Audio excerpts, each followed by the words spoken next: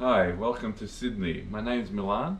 We're towards the end of our winter here, and I've been a gardener for 40 years. Now, I, like you, probably watched hundreds of gardening videos, and I do believe that some of those videos do fail to show you the true extent of gardening. I do gardening, I enjoy it, it's relaxing, stress-free, and the rewards are great. Never be afraid to mix some soil, put a little bit of fertilizer, preferably organic, and grow a few plants. Especially leafy plants are easy to grow. At the end of the day, the rewards are great. Just a little bit of water, a little bit nurturing, a bit of weeding, you'd feel great. And now I'm going to show you my garden, and I hope you stick with me throughout my gardening episodes. First episode, and I'm basically been container gardening for the past 5 years. So let me show you around and see you soon. So let's have a look at my container garden, which I've been growing in it for about the last 5 years. The buckets that you see there are all come from food grade buckets, so they don't crumble under the sun. So just have a look. Remember, it's winter, things aren't growing, and I'll have to go and replenish the soil, which we'll see next. Just come walk with me. Have a look here. What we have here is our buckets with a lot of weeds, which I need to weed. So let's go along here, let's pan, and you'll see many buckets. Let's follow me. Follow me. You can see some things are growing really well in our winter. And just follow me over here to the back. And you can see why it's called backyard organics. Okay, let's go, follow me, and we'll see over here. Just pan out to the buckets there. Okay, this is a homemade fertilizer that I've done a lot. And here we're going to have a first raised garden bed. Just go to the left. You'll see there's some trees over here, locust. This is a locust tree here that grows not too badly in Australia, which will fruit very shortly. And just come along here. We'll follow my garden a little bit further across. And so let's go. And there's more buckets. Then we've got some more kale, this is my kale, which I tried to stress and give me seed. It's about 2 years old, but it's not doing it. It's being attacked. So I'm going to treat it somehow, which I'll hopefully share with you. We'll share together and see how we go. So let's come over here further into the jungle. Okay. Over here we got some leeks. They're doing well. They need to be picked and cooked. So let's go back. Let's go back around, and we've got many things that need to be cleaned. So let's have a look at the buckets. You can see lots of buckets around the trees there, and we got some banana palms. We got figs. We got a mulberry tree, a locust tree. Obviously, we've got this pine tree that's hanging around. And if you move back forward, have a look. We got some. Just have a look down here. We got. Okay, in our case, it's called silver beet.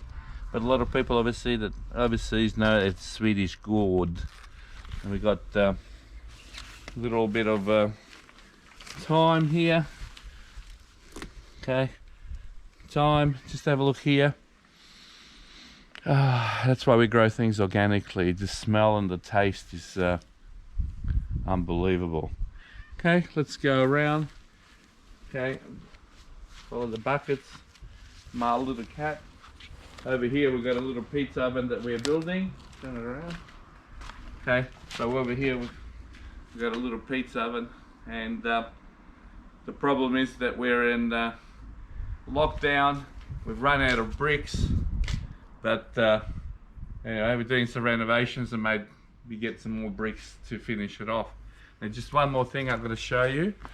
Come around here and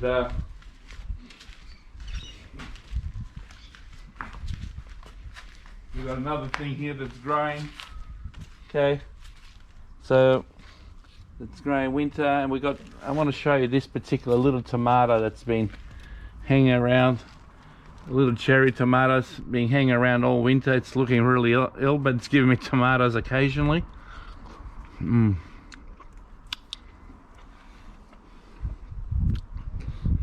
Tastes really nice still. Got a few to go before it's on its way out. We got some eggplants.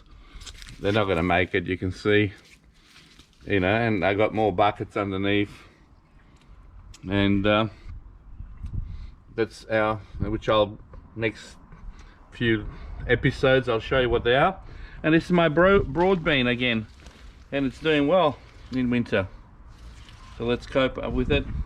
And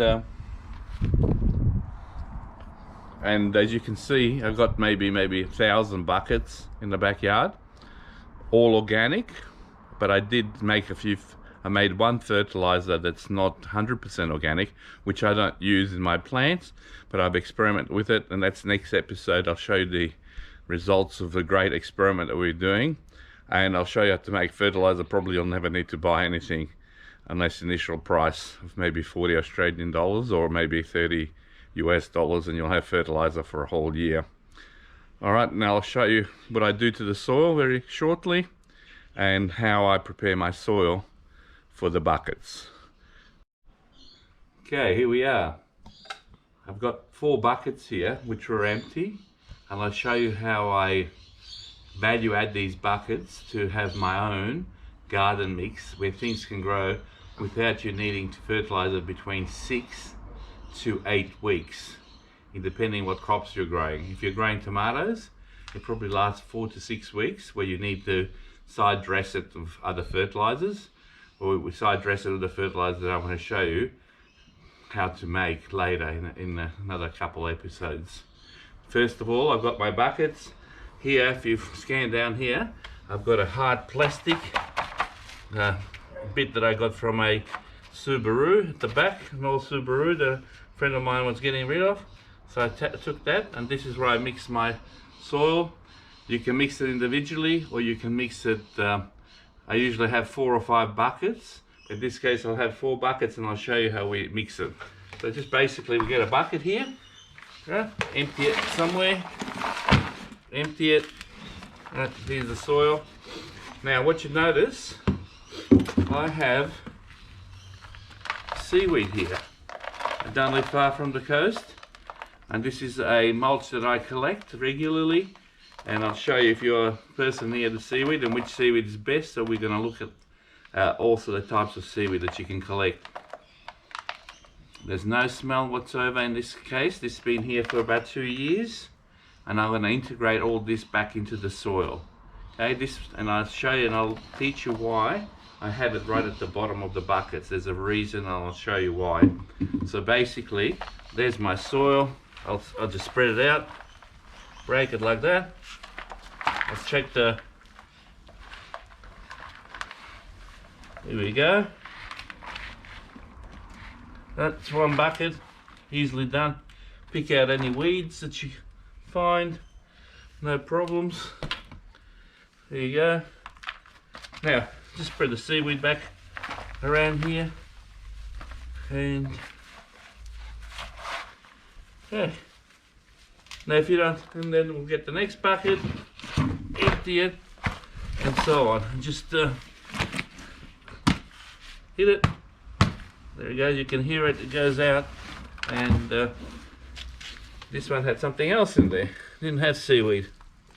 So, well, look at this, come closer. Look at that, come closer, have a look at this. Have a look at this. And this is why, look at that.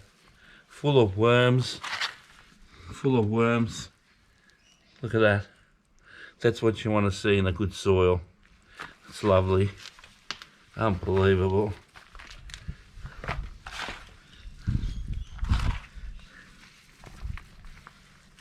Look at that. Great ecology, and I always love seeing worms in my organic soil. Alright, let's look at the next couple of buckets. Just zoom in, there's just the worms on worms here. See it? You know, where you look at the other gardens doing organic, and what do you see? Not one worm in the mix. You know, they use things like perlite, vermiculite. You know, but I use, and I'll show you in a minute, I use some manures, which broken down manures, obviously, and helps develop that kind of relationship with the soil. And obviously worms themselves produce castings, which in turn feed the plants. Let's have a look. Next one, so on, just do it quickly. Okay. There's my bigger buckets, yes. Seaweeds at the bottom. Just mix it in the mix. So on, put it aside. Put it on the bottom there. I'll mix it in a minute. Okay. Again, yes, full of worms. Okay. Alright, you get the idea. And I'll be back to show you what I mix, what I add to this soil, and how I mix it, and how my buckets are drilled where the holes are. And I'll explain the reason why. Back in a sec. Here we go, have a look at this. Have a look at this beautiful big blue. It's called an Aussie Blue. And I've spread my soil. Just have a look at the soil. I spread it around, ready to go. So we've got red wrigglers. There's a red wriggler. You can see the color of it is just fantastic. It's a red wriggler that's full in here. Okay. Now here we go with my. Okay. Here, I'm not sure where you live, but we can buy sheep manure.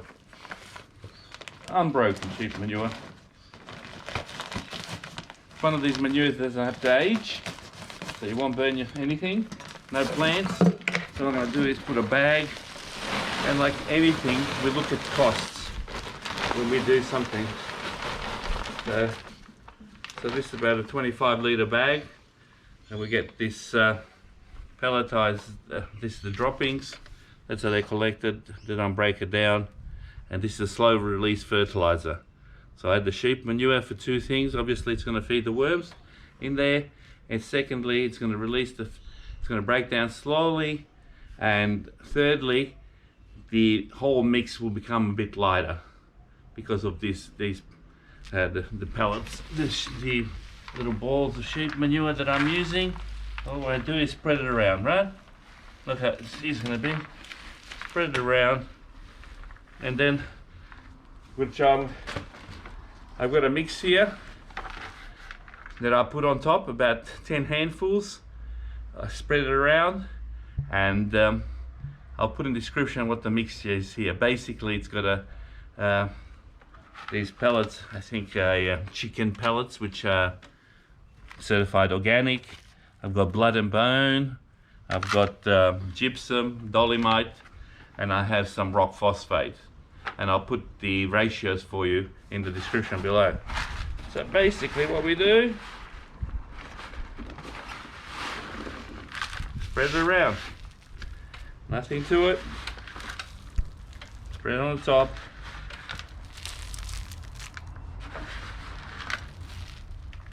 Spread it all around generously. This will not burn your plants at all.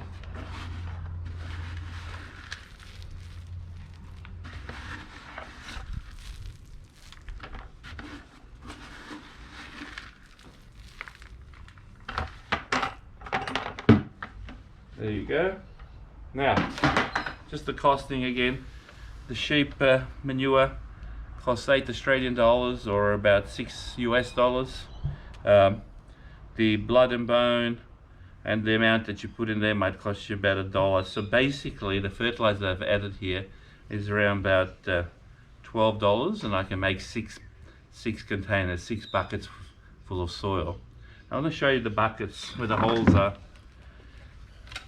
There's the holes. It might be hard to see. 1, 2. They're about 10 centimeters from the bottom. 3, 4. So I've got 4 holes drilled about 10 centimeters from the bottom. I don't drill at the bottom. Basic reason, you saw my yard and it's full of trees. So I've drilled holes in the bottom, the roots go in here and they suck it dry, so nothing will grow. The roots will suck every moisture, everything from each bucket. So my idea, this is my philosophy, drill the holes above, roots don't get in, so any excess fertilizer that goes, because my bucket's around the trees, will actually feed the trees as well. So it'll fertilize the trees, which I have 2 apricot trees, loca tree, mulberry tree, and an apple tree, and some banana palms, which I don't ever fertilize. So that's my little backyard. Now, but what do I do here? See that? I got the holes, but before I put any soil in there, before I put the mixture in there, I have what I do, but you don't have to do this if you don't live near the sea. I got my seaweed, my ribbon weed here it's called. I got the ribbon weed and I fill it up. I fill the bucket just above the holes to prevent soil escaping. That's one of the biggest things in containers. Soil will tend to leach out of the holes there. So I fill it up quite well. And so you'll see here, so there's no soil at all. I mean the seaweed is above the holes. Now what I do, the next thing is easy. I mix. See, I'm lazy, I don't want to get up. That's how easy it is. Get your pitchfork, mix the, let's go in and mix it.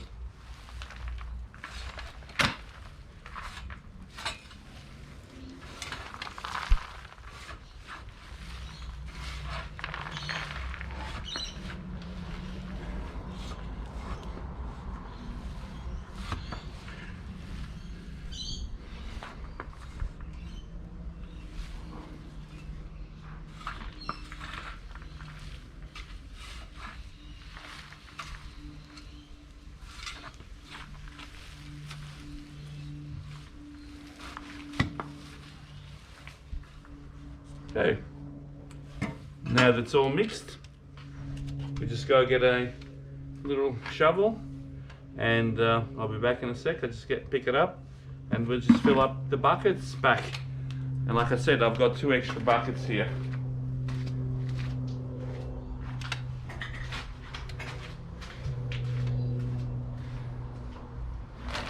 There we go. Simple. Start. Make sure that you fill it to the top.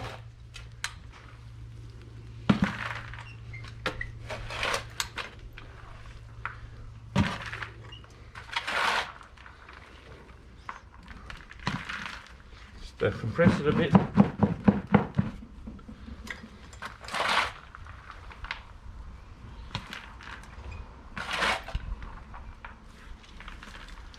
There we go. There you go, ready. Bring it closer, it's ready to go. And that's what you do. Now, if you live far away from the beach, 2 things. Compost. You can use your compost, partly broken or fully, to cover those holes. Or you can use any clippings of grass, or anything, any organic matter. Put it just over the holes. Place your soil on top and we're ready to plant. That's how easy it is. Don't go away, I'm going to show you. Remember, this is called home organics, grow and cook. So we're going to be cooking something very shortly. See you then, bye. Well, here we are in the kitchen again. Oh, well, kitchen anyway, first time. We're going to be making our cherry tomato passata. You can see all the cherry tomatoes I picked from that plant that I showed you earlier, slowly over the winter, and I froze them. And for me, I find that the best way to make passata is using frozen tomatoes. Okay, here we go, the way I like to do it. Extra virgin olive oil, nice big pan.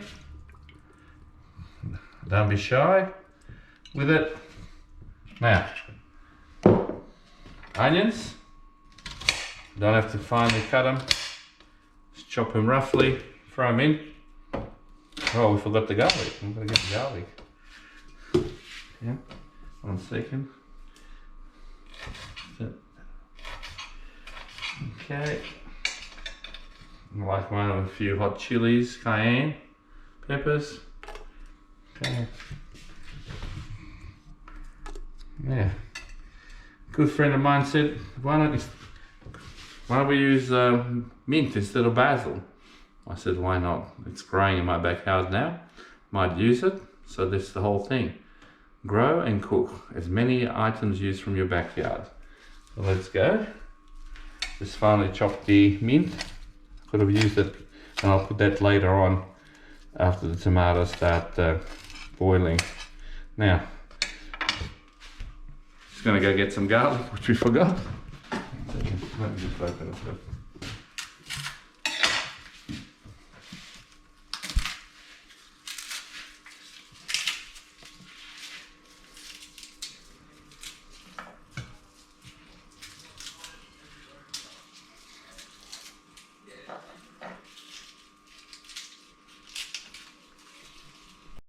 Right, we've got our garlic, roughly cut it, just like that in half, throw it in, you can hear everything sizzling, throw them in,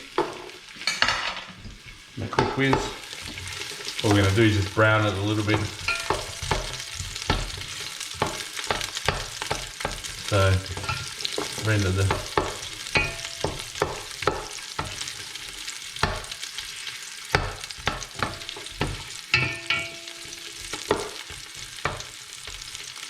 I'll just cook for a little bit, let it cook for a few minutes.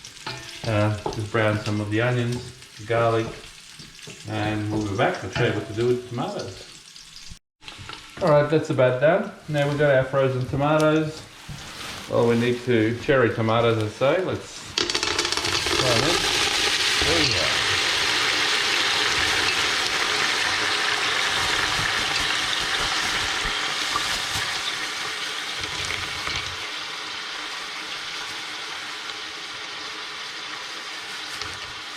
Okay, all done.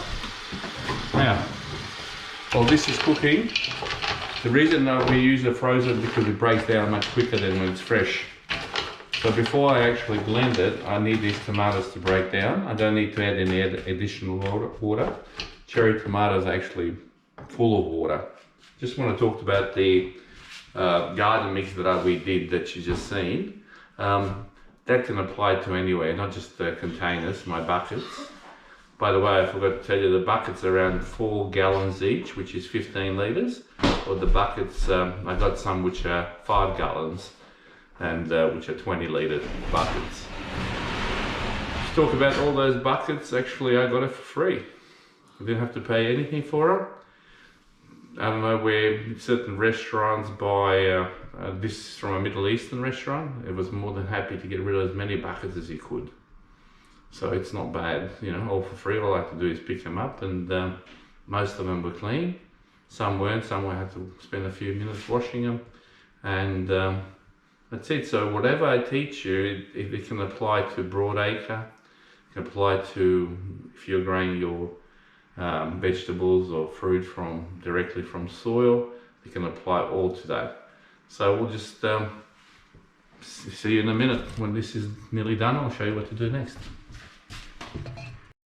Alright, here we go. The tomatoes have broken down. Come in and have a look. And you can see that. I see a bit of skin, a lot of skin, but soon we're going to blend everything. Remember, a lot of nutrition is under the skin, so this is not the one that we take the skin off. So let's take our blender, stick blender, turn it on. I'll just go blend it.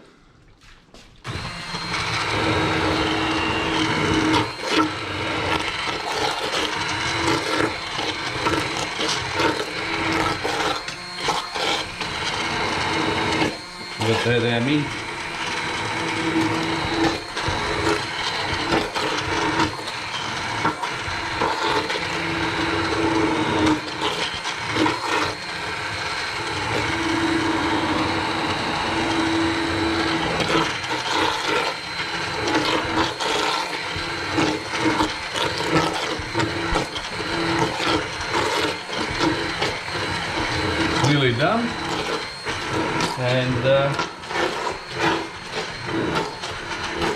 Tell you what it looks like ready in half a minute.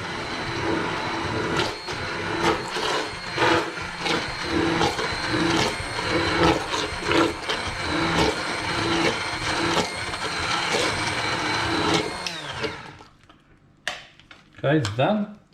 So just wash that in a minute.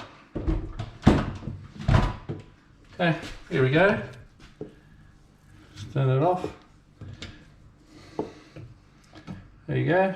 Nice and blended. Two things you can do with it. Get a container which you can let it cool down for 2 or 3 hours. Get one of those food containers and store it in the freezer for as long as you want. Or tonight we can make good pasta out of this. Okay. So make sure when you start with a good product, you end up with a good meal. Good, tasty meal. Alright, until next episode. Have a good day. Bye.